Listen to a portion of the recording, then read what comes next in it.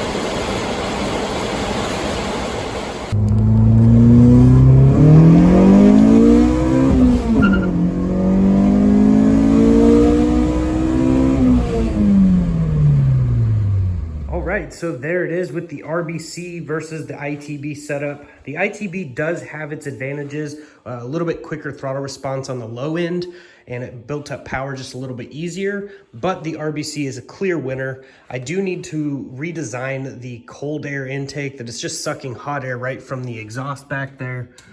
So I do actually have a cold air intake that runs all the way down the bumper, but I'm gonna see if I can find a way to make it all work while being able to keep my battery up front. I don't wanna relocate it.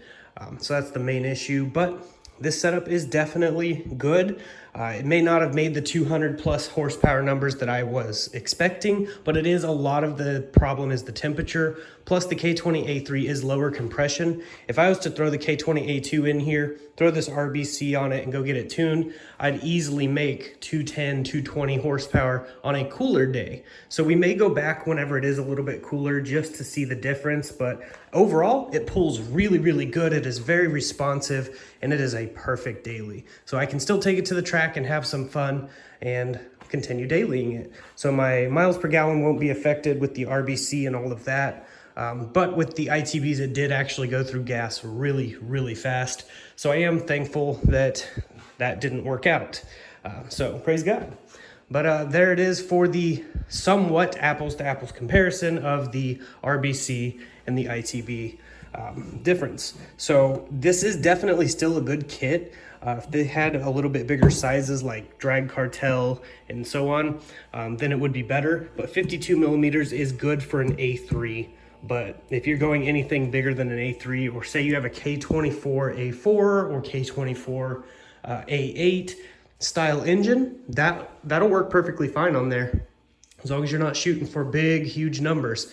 But I'm definitely impressed with the way this car is. I do still have that K20A2. I may swap in someday. We'll see what happens with that. But this engine is really strong. I actually did a compression test on it, and it was reading 180 across all 4 cylinders. So it is actually a really good engine, and everything's rebuilt basically. It's all new and fresh, so should be good to go. But I hope you guys enjoyed this video. It did take me a little bit of time to make, and it has been super hot, and I've been working on doing another video for my More Motorsports Garage channel, bedlining my buddy Matt's truck.